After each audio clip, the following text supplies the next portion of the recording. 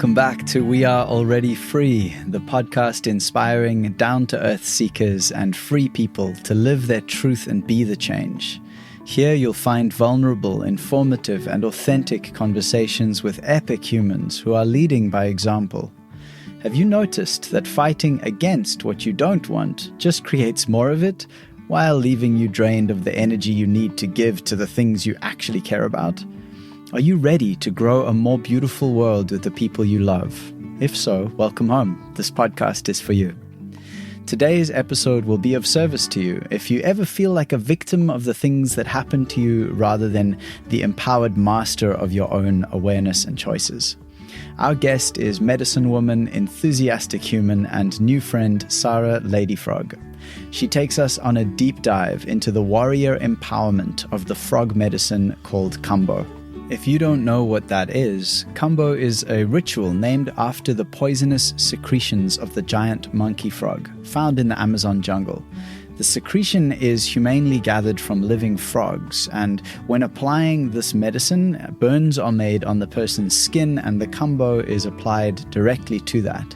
It's a very physical, very intense, deeply healing experience. I've worked with Kambo 5 times since 2009, and every one of those experiences has been incredibly challenging, healing, and ultimately empowering. Perhaps I'll tell you the story sometime about how it first arrived literally in the room I was living in, and I had no idea what I was about to get into. Listen to this episode to learn more about this medicine and overall more about what it takes to be an empowered, peaceful warrior, to meet life with grace, courage, and the freedom of knowing that you always have a choice.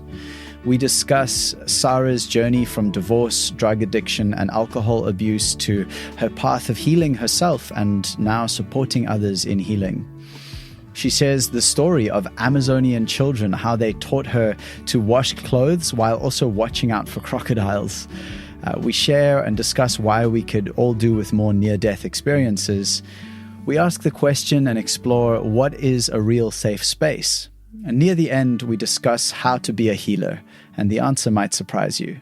And you guessed it, as always, there is so much more. And Sara really is open in sharing beautiful stories and amazing inspiration around her journeys with this powerful medicine of Kambo. I'm your host, Nathan Maingard, and my name, Nathan, simply means gift. As a highly sensitive person in an insensitive society, I was nearly crushed trying to fit the mold that society just calls being a good citizen. Now I help others like me to embody their true selves through this podcast, inner life skills coaching, breath work, ice baths, creating empowering songs, stories, and poems, and basically just sharing and supporting in whatever ways feel most resonant with you and your own actual beautiful, unique self. In a powerful medicine vision some years ago, I was shown that all I really need to do is shine the gift of my light into this world and ask for the support that I need to keep doing that. This podcast is a huge part of that offering, that gift that I'm here to bring, and it takes many hours of loving labor each week. Please become a Patreon member to energize my work directly, access bonus conversations with guests, connect with a global community of like-minded people, enjoy unreleased poems and songs, and much more. Previously, I was thinking of and looking at how to create a full kind of online community, and I've realized that for now, my energy feels so much better aligned with really just focusing on creating beautiful, powerful things like this podcast and my poetry for you to enjoy, and then offering support and community through the Patreon. So please do check that out. You'll find a link to that in the show notes as always. You can find the show notes for this episode at alreadyfree.me/23. That's alreadyfree.me/23. And now, please enjoy this community-funded conversation with the wonderful Sara LadyFrog. Beautiful. This is awesome. I'm very excited. So yeah, welcome, Sara. Welcome onto the We Are Already Free podcast. And as I said, just excited to enjoy this conversation with you, see where it takes us, see where it leads. And I guess starting off to say thank you so much for your medicine journey and for your holding space with the medicine, specifically with Kambo in this case, because getting to sit with you was a week ago now. It was just It was such good medicine. I really, really needed that. And I nearly didn't come, but I'm so glad that I did. So please, just to open, share with whoever's listening a little bit about yourself, who you are, what brings you to this moment, and anything that feels important. Yeah, thank you, Nathan. And to say that I also right now feeling really good because I experienced your medicine, breath and ice bath. And it's, wouldn't want to be anywhere else on a Saturday as here today with you. So thank you. And in regards to me, well, I come from Spain, but I've been a nomad traveling the world for 7 years now. I actually chose to stay here in South Africa. So I always say like the frog and the toad and me are very happy here. So this is where I am going to root. And I've been walking the path with Kambo now for six years. It all started with my own healing, like it does with most of us, right? You have to make sure you can heal yourself and know what that medicine does with you, or that technology. I like to call them now more technologies, nature's technologies, what they do for you so you can really fully believe. Because for me, it's really important, the inner wisdom, and that you can only get it through experience. They can tell you, you can read, but when you experience it within yourself, then there's no doubt. Nobody can make you doubt yourself or what it does. And that's been my journey with it. It's been experiencing a lot for myself, and I continuously do it till today. But then so I can hold space for others and really be in that full trust and to know what it does, what it's capable of, right? Yeah. Yeah, absolutely. Yeah. Please. Yeah, and so I started the journey with Kambo in Spain. And from a very big transformation with Kambo that I had, the person that facilitated me said, have you thought of facilitating Kambo? And I was like, maybe, I don't know. I really never thought I would be where I'm at right now. And the journey started when I was traveling. It really unfolded very naturally. Ended up in the Amazon jungle in Iquitos. And 2 days after, they said, the chief of the Matses tribe is here. Would you like to come and have breakfast with him? I was like, sure, I would love to. And when I was sitting there with him, he said, would you like to come and learn Kambo? You just need to buy few hooks and fishing hooks, machetes, some rice, and you're welcome to stay with us. So I'm a woman that is open to opportunities. Like I'm mostly always will be like, why not? That's a motto of life I have, is why not? Yeah. So I got to live with them for a few weeks, and not only about Kambo, it was way more than that. I feel that one of the things that impacted me a lot was when we were walking into the jungle and they're showing us all like the herbs, the healing herbs. He noticed that I was wearing sandals. And he said to me that if I wanted to really learn to be like in commune with nature, one of the first things is to learn how to walk in the wild with your feet. Because he was saying, you people that come from the West, you're very unbalanced. And when you go into such a dense nature, it will attack you in a way, it says. But it means it's a rebalancing. Because it says that we are so unbalanced that just things start happening, like you get spider bites or snake bites, or you fall or you scratch yourself. He says it's all that is like nature attacking you. So that made me really think about it. And that's when I started to practice as well, to walk barefooted. So it was not only about Kambo, it was about really realizing that, oh my goodness, we're so disconnected.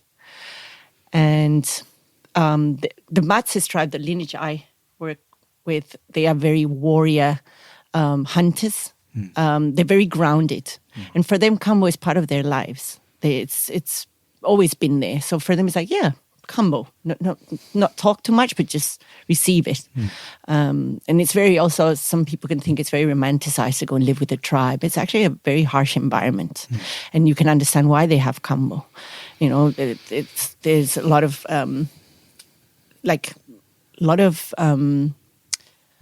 I don't know what's the word right now in English, but it's very hostile. That's the word I was looking for. So Kambo gives them strength. They understand that if they go hunting, for a few days, they serve themselves Kambo. They don't need to eat much. They don't need to sleep much. They get a lot of stamina, focus, fearless.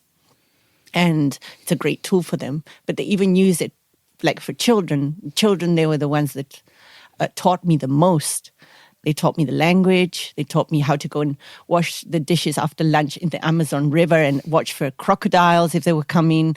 And, 3-4-year-olds would tell me like, yeah, I asked for Kambo, and they have a dot and they would explain how it goes. So that also, wow, it blew my mind, because I was like, okay, so children also can have Kambo?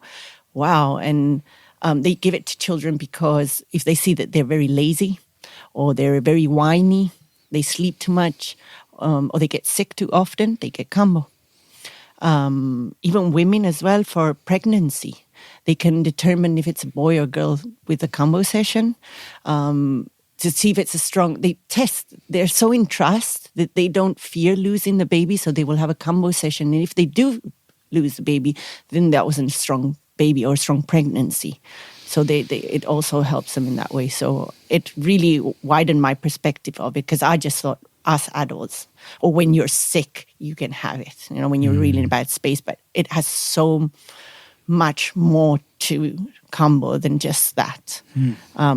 It's just a tool, a technology that can help in various ways. Sure. Yeah.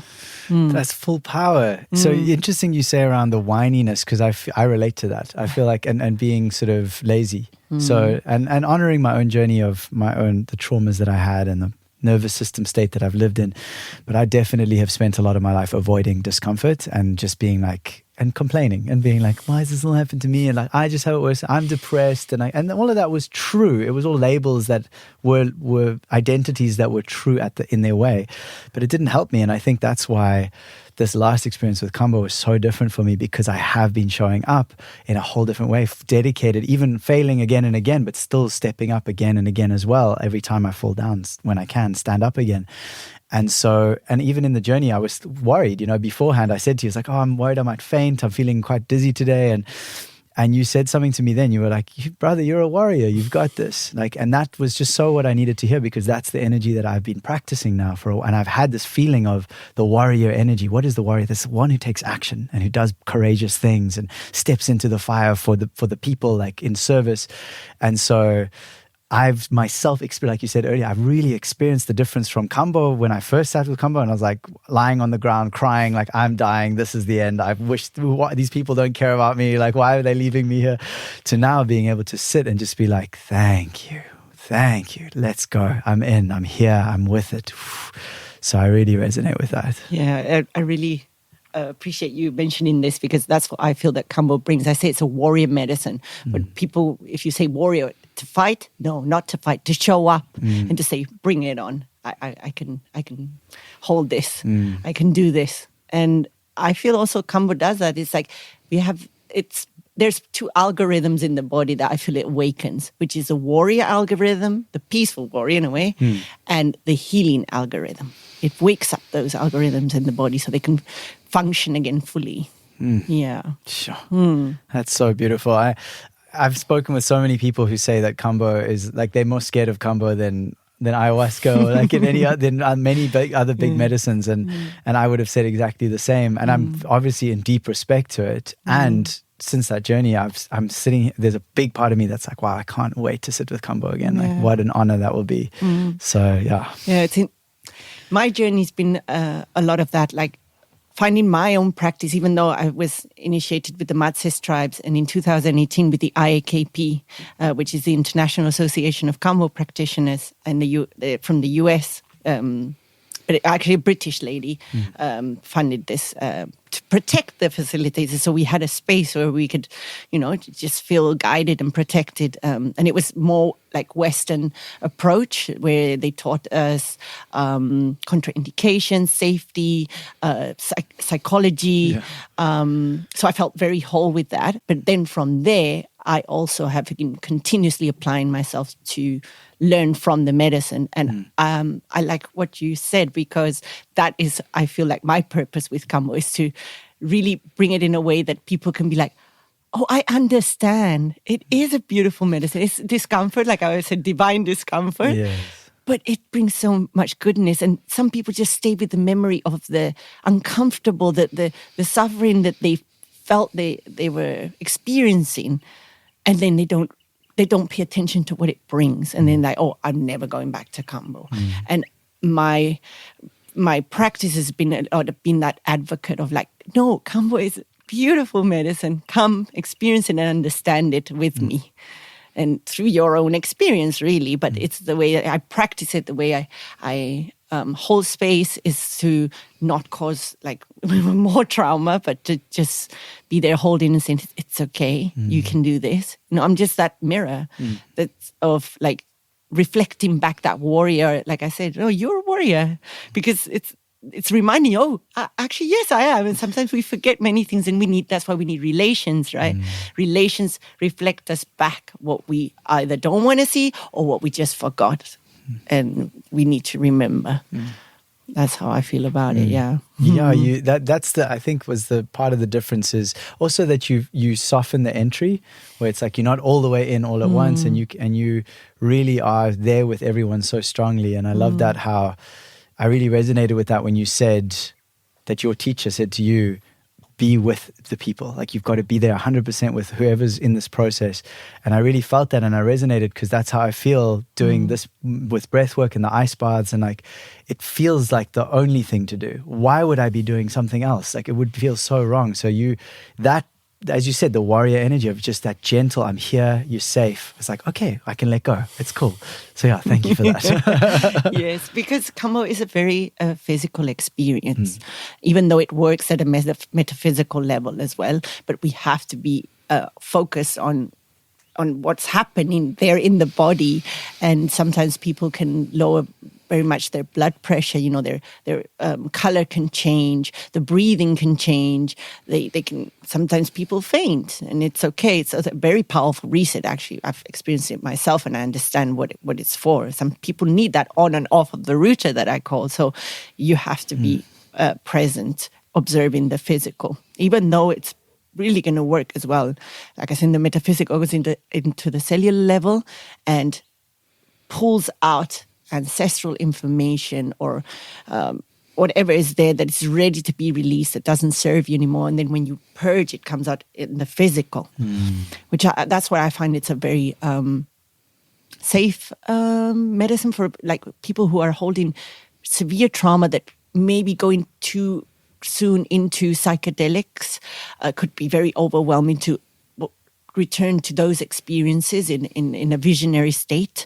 With Kambo, you can work through them physically. So it's through the purge, it's sounds, it's just like a big pull, because literally you see the contortion of people when they're purging. You can literally see how it's pulling a root, a very deep root, and it needs push. And then you purge. So the person doesn't have to really know what it's up to. Sometimes they can have a remembrance, sometimes memories come up, but it's just the feeling, the emotion, or just the purge itself.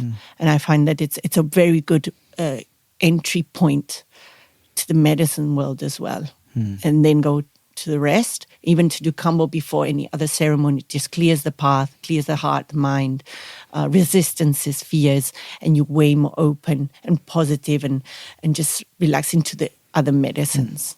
Yeah, that makes total sense. And how was because obviously you had a journey to come to Kambo. Would you be open to sharing a little bit of like what were your challenges that you were facing that called you to step into medicine work? Yeah, well, my path was hitting rock bottom through a very traumatic, for me it was traumatic, in the heart separation with my ex-husband, and heartbroken, and also a severe drug addiction. I was addicted to all designer drugs, chemical drugs, and then also alcohol, antidepressants to go to sleep. And just I hit rock bottom, and there was a point where a voice inside of me was like, this is because of you. You need to change. Sure. There's no other way. And I remember a friend mentioned about this plant that you you vomit and you shit. And I was like, I need to do that. So I searched and I ended up in Africa, out of all places, to do it. That removed the root cause of my drug addictions. And in 2 ceremonies, I did not go back ever again to them. Wow. And then 6 months later, I did my 3rd ayahuasca, and I met a guy, and he said, I'm going to do my Kambo session. And I just instantly, my whole body was like, what is that? I need to do that. So I did my first Kambo, my 3 Kambos, which I'm very grateful for. That that time, Ape Chimbao is a soul brother I really love and respect. He told me you should do your 3 sessions within the lunar cycle, because it's like goes deeper and you're in a process. They were very, very powerful, very strong. I was like each process I was an hour and a half purging, but I just bloomed. I felt the connection. I had a Kundalini awakening, everything transformed. And what I understood of that is like, yeah, ayahuasca removed the root cause, but Kambo cleansed my vessel fully from it. The drugs were still there, the toxins were still there, the toxicity, they were still there. So Kambo pulled all that out. So it was a very complete healing that allowed me to become conscious and just reconnect with my spirit in a way. And I just felt very comfortable with it. And then from there, I just, 2 more sessions, and then I was in Peru working just with like that. Yeah, your dharma, when it's your dharma, it opens up, and I never considered that. But and then after the training with the Matsis, I was like 6 months just applying on myself. Okay. Wow. To learn to sit with it on my own, to not have fear, and to listen to it, because it speaks to me. It even speaks to me through my work. I say, come teach me through my work, because I don't need to learn hard lessons through my practice if I listen, right? So examples would be, I remember there's a period of time where I was applying 7 dots to men, 5 dots to women. And I was speaking with other practitioners who were in a more traditional way, and they were saying like, no, that's too much. You don't need to put so many. So at that time, I did have a bit of self-doubt, because it was, it's the beginning. So I was like, oh, maybe I'm doing it wrong. I said, come teach me. So the next women that were coming, I would apply 3. And then it was never enough. I had to put 2 more. So it's 5. And I was like, okay, thank you, Kambo. And like, there's many stories I can tell you where it's very easy you just have to be aware, humble, and know that, the medicine knows best. And just be very attentive to all the subtleties, because it's speaking to you continuously. And also through my own experience, because then I can be like, oh, I would really like this right now. I would really like somebody to do this for me right now. And just through my own vulnerability and extreme processes and initiations, because with IKP was another level with Kambo, like removing any type of fear of death with the medicine through a rite of passage, taking as much medicine, apply as much medicine as you can take. And that makes you really bond with it. You're one with it. So it speaks to you very easily, even through feelings. Sure. That sounds like an amazing experience to go all the way to the edge. I think that's one of the things that's missing in modern society, is the kind of initiatory practices that are actually have the risk of death, or at least take us to the feeling of the risk of death. And I mean, I know traditionally there often would be initiatory practices where if you weren't strong enough or enough of a warrior, you couldn't surrender, that death was an option. And I think that in a way we miss something by hiding from that kind of stuff. And like, I know for sure with Kambo, the first time I was sure that I was dying. I was 100%. And that's when I got the release, was when I was lying on the ground, couldn't breathe, everything's closed. I'm like, this is it. They just left me here and I'm dying. And then I actually remember just saying, oh, I'm dying. And I just stopped fighting it. And I just went, okay. And I let go. And immediately I was up and purging and released, and I felt so much better. So, that's powerful to go through that. And didn't it allow you to live more fully? Oh, 100%. Yeah. Absolutely. Like we talked about earlier with Wim Hof, where he says, like, you have to die once a day to really live with the ice baths. But then I love what you're saying around like this last time, again, only speaking from my own experience, but with Kambo, where every time it's got more intense, I would say, yes, please, and thank you. Kambo, thank you. Please come in, Kambo. Like, thank you. And it was such a different vibe. Whereas before I was like, no, that's enough. Stop. No. I'm done. Kambo's not interested in that. Yeah. And it's very interesting how you say it, because we just have to alchemize whatever the attitude in everything in life, isn't it? But I also like to say when people, no, I don't want to do Kambo anymore because it feels like you're dying. I'm like, yes, but you can also consider that your body's more alive than ever. When are you going to feel your heart pumping blood that way? And, all the energy flashing through you and the tingling and the sweating and the heat and the cold. Like your body's so awake in that moment. And it's just expanding and contracting and releasing. Wow, what an experience. Truly. So just on a sort of practical level, because one of the things I think about, and I would love to hear your thoughts, is obviously this medicine has become so popular and so many of these jungle medicines. Thank you, jungle. Thank you, mother, for all these gifts. And one of the things I worry about a bit or have some concerns about is how much of this medicine is having to come out of the jungle to support us all in our healing. Obviously, Kambo comes from the back of this frog and there's these pieces. So what do you think about that? How do we navigate responsible relationship with these medicines that are coming directly from life and that come from resource, from life itself? Yeah, I'm just curious about that. So, Kambo, before the fires that happened in the Amazon jungle not that many years ago, it was very abundant because it lives on high up in the trees, and when they hatch, when they have the eggs are in like a sack that's hanging from the branches in the trees. So when they hatch, they fall directly in the water. So it was very abundant because it also doesn't have predators. Any animal that tries to eat the Kambo frog has an experience, spits it out. So they were very abundant. It was thousands upon thousands of frogs, and it was abundant. The issues here is the way that they're harvesting the Kambo. Its money is changing the tribes, and they're becoming greedy. So they don't respect maybe the timing that the frog has to fully secrete again the toxin. And also, that's more that they don't respect it. And I would say that one, we know about it, like the call. There's a call. Right. You feel it, you know it. The second one is like people tend to, it can become, opposites are the same. So the addictive pattern, it's very rare with Kambo, but where the addiction is to feeling good afterwards, or to not really sit and integrate, because then you integrate the medicine, it can serve you for a long time. But I would say that now it is a bit more an issue because of the fires, so there's less. But I would say it's also that consumerism. No, like if you really know when it's your time and when it's your call, some people need to work with it long term because they have cancer or they're having health issues. But if not, you can say, I'm going to have my yearly cleanse, or I'm going to do my 3 sessions, and then you have Kambo in you. Kambo speaks to you like any other medicine. Then you know when it's the time. So I feel that's a way. It's like listening and understanding what has the medicine. Have you actually stopped and thought like, oh, actually it has worked on me, and I'm going to continue, because it's also up to us, right? It shows you, it teaches you, but how long are you going to maintain that?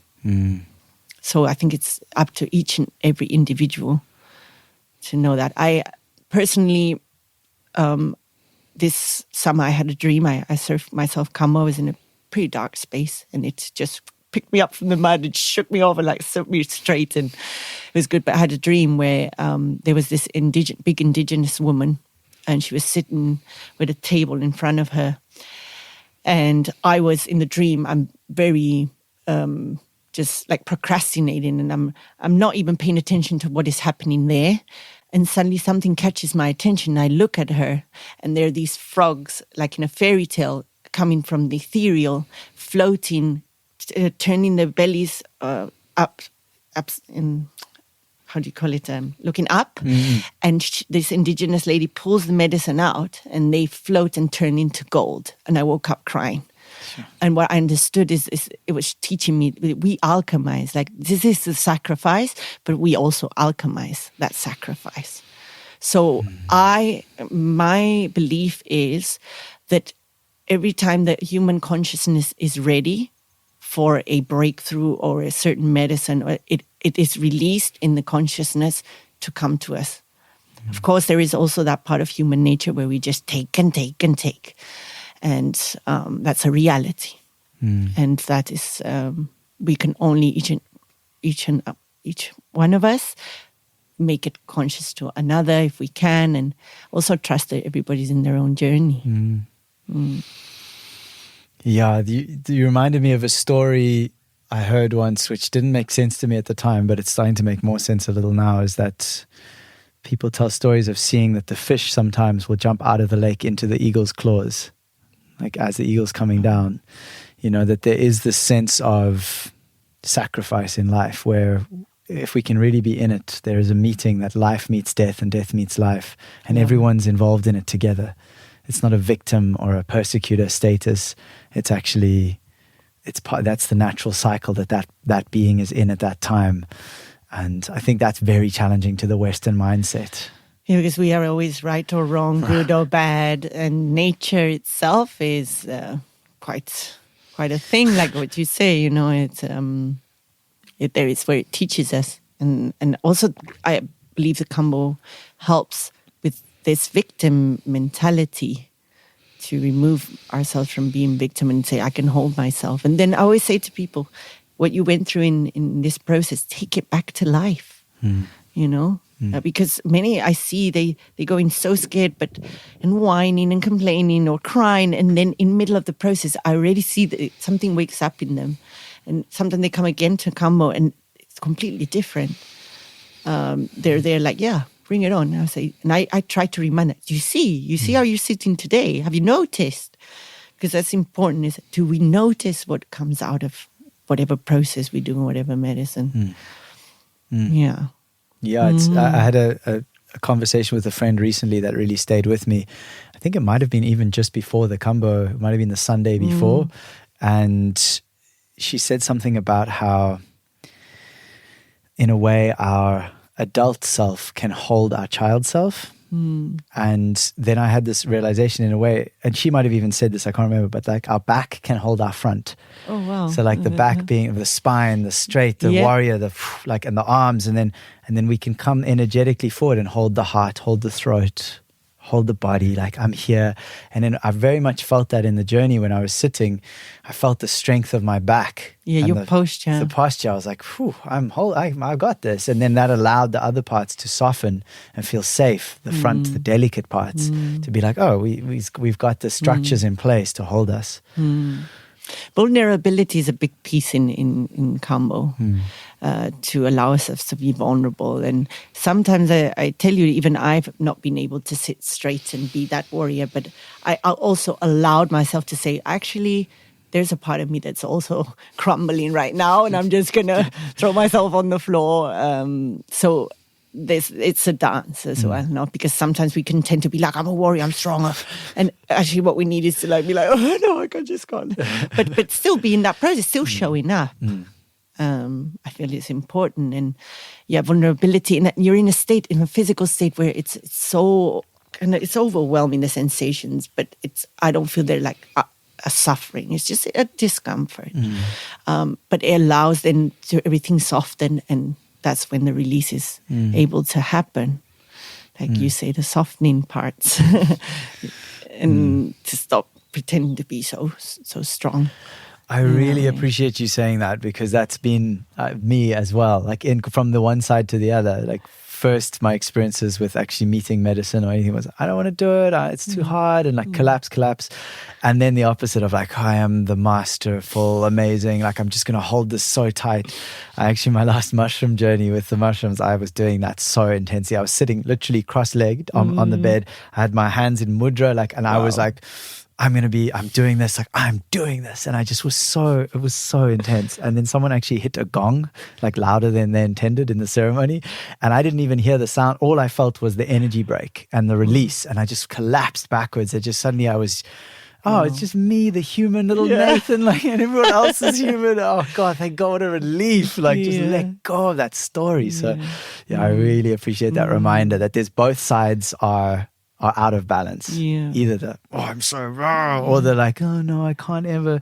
It's moving between them with grace.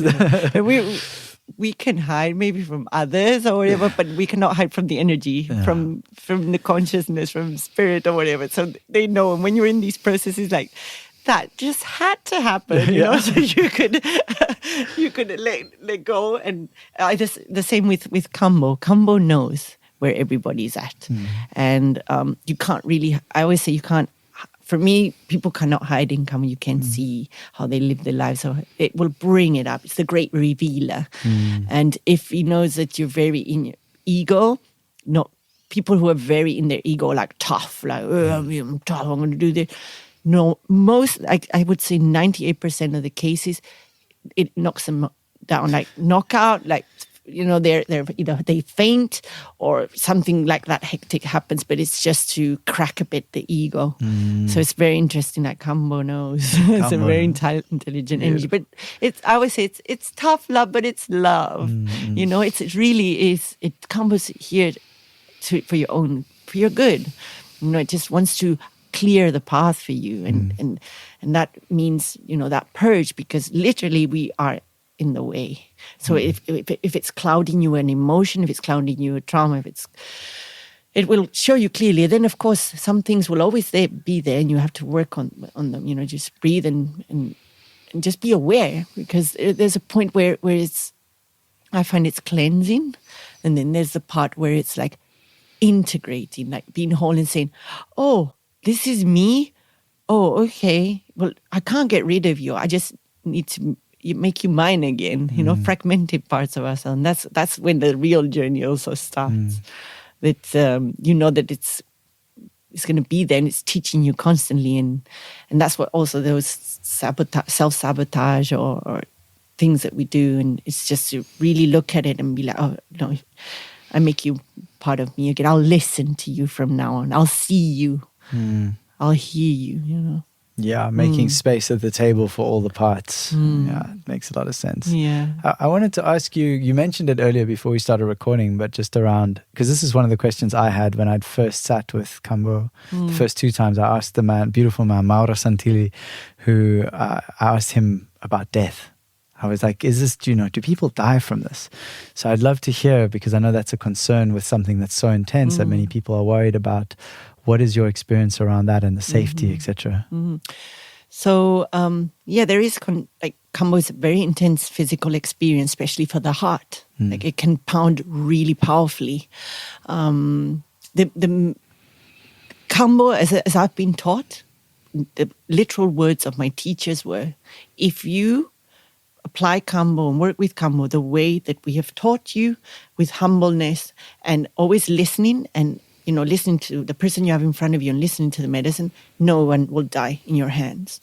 And with that meaning, like, one of the rules is like, be very present, be here, because this is physical. It's in the physical. It's not, you know, don't be meditating, trying to bring somebody's soul back or something. It's like, no, think through the physical. So, and the safety, you know, there's tools, you know, first aids, if, for example, somebody would have like a fit, some kind of attack, panic attack, or you have THC oil that you can rub under their feet to absorb. The water is quite of a thing. There's been some deaths of hyponatremia, which is giving too much water. And 2 liters seems to be like the safe and best quantity. More than that, just before taking Kambo, some people have delicate kidneys, or, you know, the body can't hold it as much. We're all different. That's why I even have not been so rigid. And some people I would say between 1.8 to 2 liters, or some people at 1.5, I already can see it. Like I see people's faces, see that they can't speak anymore, that their belly's really, I say, okay, it's finished. I try to treat everybody as individual. You can see if they can hold it or not. And there's also like not applying too many first timers, you're not going to apply on the heart, like 5 dots on the heart. I think there is just being careful in what you know that is right, and then you can build up from there. I feel that Kambo is totally. You don't die from Kambo just like that. It's either malpractice, or there's been the person has had a severe addiction to maybe heroin, and they lied, or some condition that they hid from Kambo, from the facilitator in Kambo. Either than that, I mean, I've had, say, 39 dots in less than an hour and a half, and I really know, I had a breakthrough, and I was like, oh my God, I could take Kambo all day. Wow. It's like you don't die from Kambo. It's just beware in your practice, take care, study the person, ask questions. People have to be honest, you have to, that's another thing. We try to be the most transparent and in integrity, and so you can trust us, but we also have the element of trusting the person that's coming to us. Are you really telling me the truth? That's where we have to develop our intuition and our feeling like, oh, this just doesn't feel right. And don't doubt that. That makes a lot of sense. Yeah, it's a powerful space to be stepping into. I mean, I'm not, I think, very different to Kambo and ice baths, but there is a certain intensity in ice baths, and there are contraindications. And I am starting to see, and even with breath work, there are big contraindications for certain people.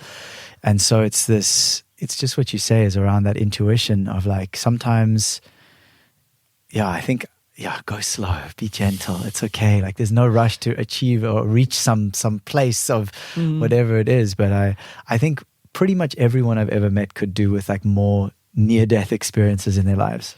We lack a rite of passage and initiation, and then we try to find it ourselves either through drugs or I don't know, any type of addictions. And what we're looking for is actually that inner self-discipline that comes from overcoming these rite of passages that make you go more into adulthood each time. I think it's something like that.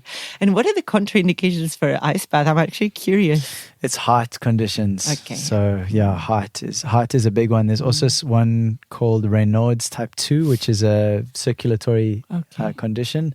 Although I've also read people who cure themselves with ice baths. So often I think these contraindications are based on our modern medical system, which is very limited in many ways. So I think sometimes the difference between medicine and poison is the quantity, right? Or the context.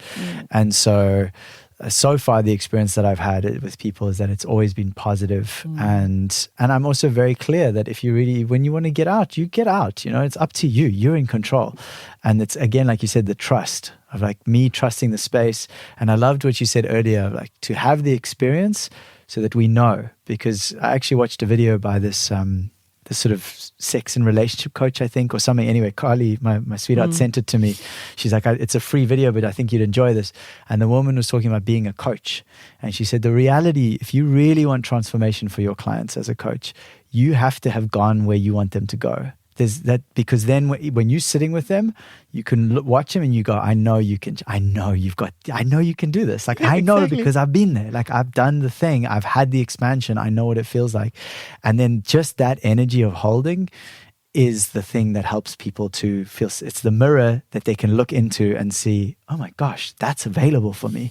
That's the big magic, I think, of that's what is a real safe space, is one that's held in a way that people realize, my expansion is way more available than I was aware of. Yeah. I actually,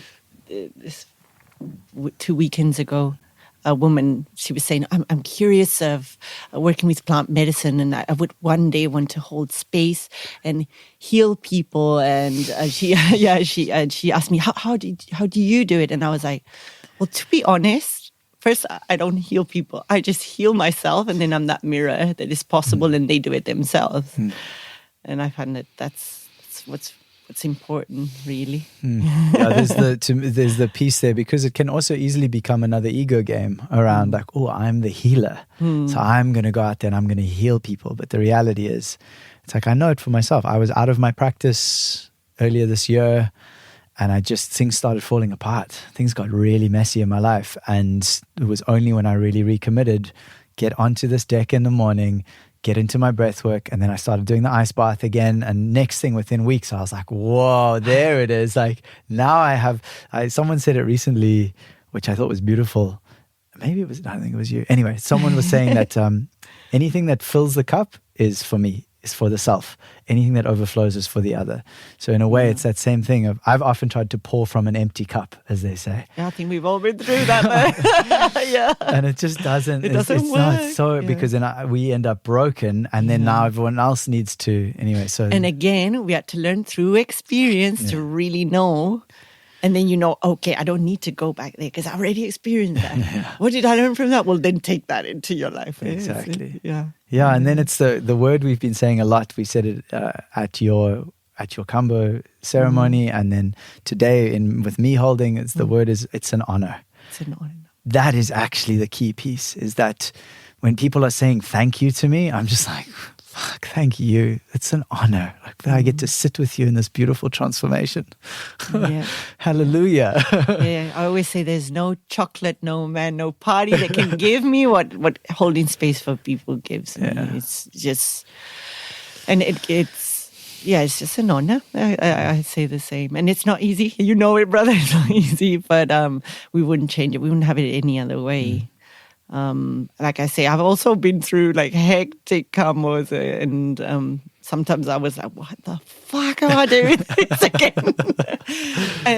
But the understanding of what it does, it's my best tool. I mean, for cleansing as well. Like I do try to have a daily practice when I can. I mean, I move a lot, but when I can have that discipline, it comes every time more and more natural. But at the end of the day, like Kambo for me is like, I just know how it works, and it clears me. And I'm like you, this experience you had where you were saying that things, breath work, it has helped you to understand what it does. And when the intensity was coming like that, you were like, whoa, but you were kind of witnessing that, and you were just observing it and like, well, I feel the same. I don't feel that discomfort so much. It's just like, it's the power. I feel it's the power of Kambo.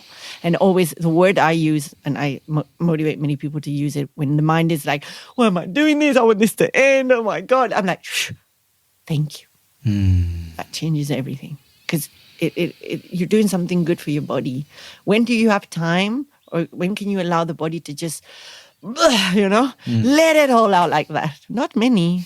And it's that word of thank you changes everything. Yeah, thank you. Yeah, it's like when the honeykoon in the ceremony, they often saying "so alegria, only joy," and at first I was a bit like, I don't understand. I'm here with ayahuasca, and I'm deep in a bucket, and I feel terrible, and all these things are coming up, and then they were "so alegria," they're so happy, and then I realized that helped me in those moments of feeling like a victim to be like, I choose this life, literally. So. Yeah, so alegria, only joy in the depths of all the things. I still get to say thank you. I still get to choose that if I want to. Yeah. All the choice, eh? Yeah. Sometimes we forget, just like now in the ice bath, I had the choice to take out my hands, and I forgot. Because, sometimes when you're in the intensity, you forget that you have a choice.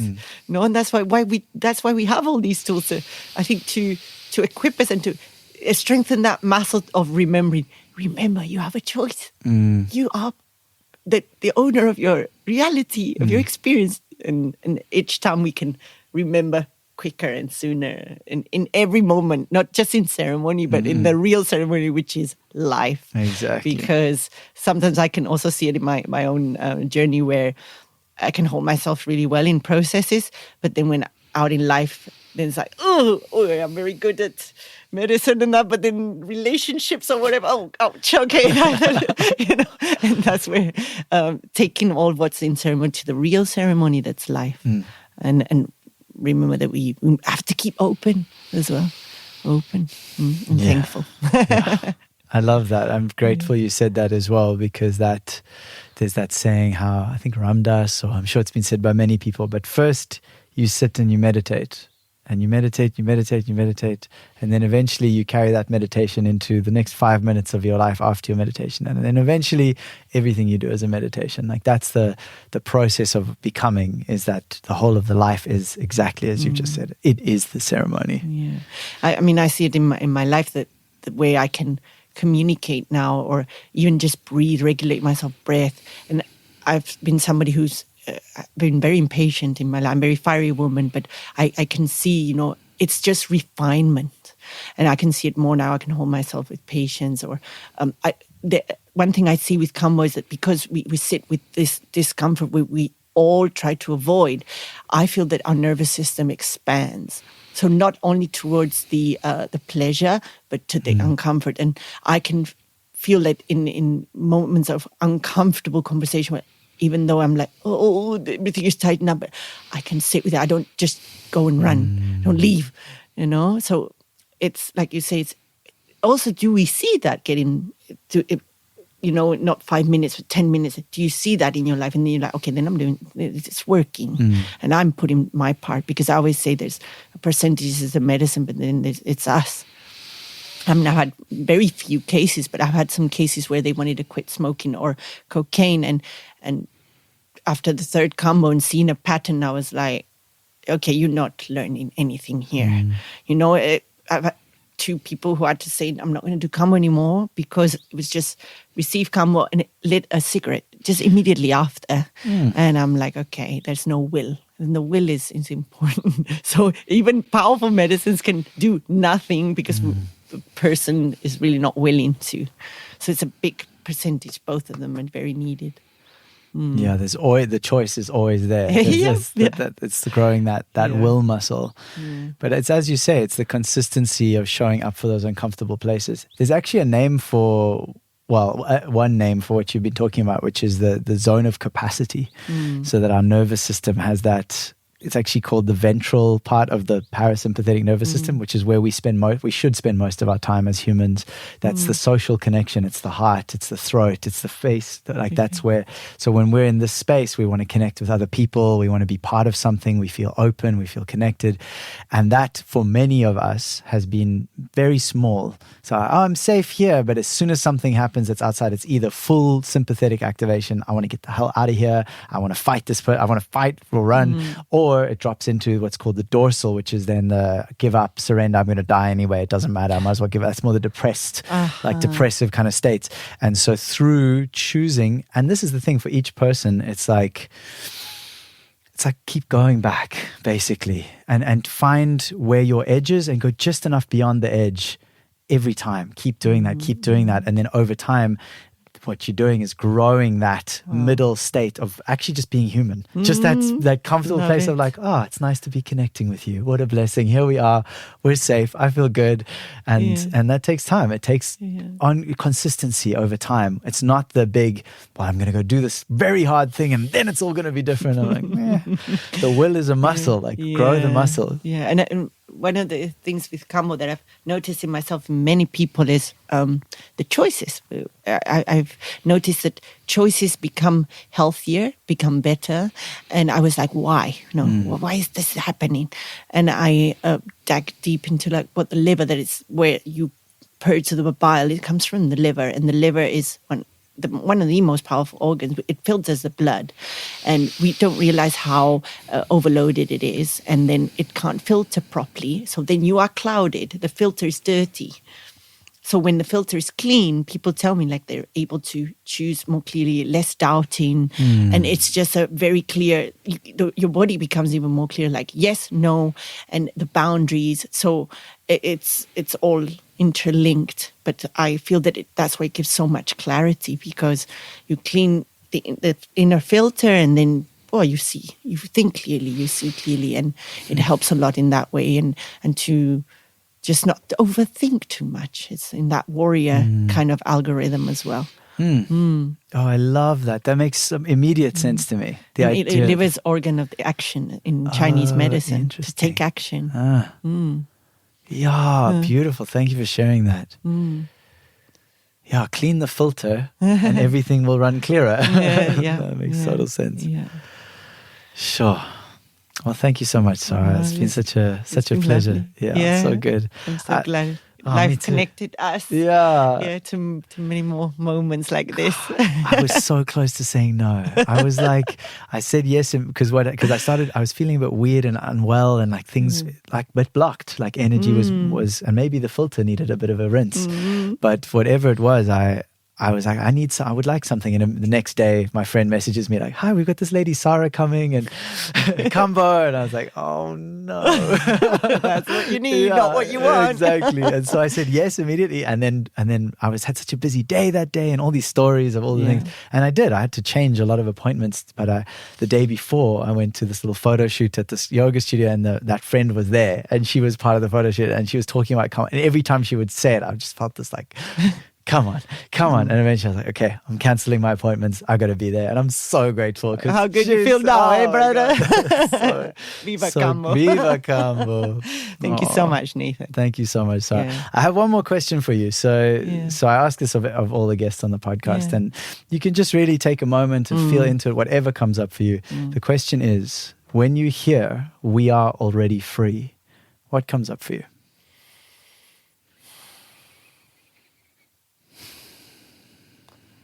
Free to choose. Free to choose, my experience. Beautiful. To feel free is do what makes you alive. And you can choose that. And sometimes it's difficult choices to get to the easy part. But you're free. You're free to choose. Do you want to be free or not? Thank you, Sara. Thank you. And then also just where people can find you if they want to learn more about your work, which I highly recommend they do. Where would they find you? So, well, I don't currently have a website just because I've always worked like I trust that the Kambo and the Bufo bring me the people to me and it works very well. But I do have an Instagram account which is Sara lowercase underscore Sara _LadyFrog. Beautiful. Yeah. Thanks again, Sara. It's been a real pleasure, a blessing. Same. Bless you. Thank you again to Sara LadyFrog for your delightful presence on the We Are Already Free podcast. I forgot to mention at the beginning that this is actually the first ever in-person podcast recording for this podcast. So there is a full video, in-person video of this on the Patreon right now. So it's beautiful. Like I basically, we recorded it and then I carried on with all the other episodes and it was in the backlog for the new year. And so opening that video up again to edit, I was like, wow, this is so pretty. We're sitting on our caravan deck, which I think people call a trailer in America. We're on the deck and we're sitting together. She's just shared it, obviously the ice bath and the breath work, and it's really a good vibe. So I so appreciate that we could do this in person, and I hope to have more in-person guests soon. And yes, as always, you can find links to Sara's Instagram plus many of the things we talk about at the show notes, which is alreadyfree.me/23. That's the numbers 23, alreadyfree.me/23, and it rhymes today. That's great. That's also where you'll find the link to the Patreon, where you can access bonus conversations with guests, in this case, the full video of Sara and myself together. You can also get a personal shout out on this very podcast when you pledge, plus a whole bunch of other lovely perks. So yeah, just really thank you for valuing this podcast as much as I do. It means the world.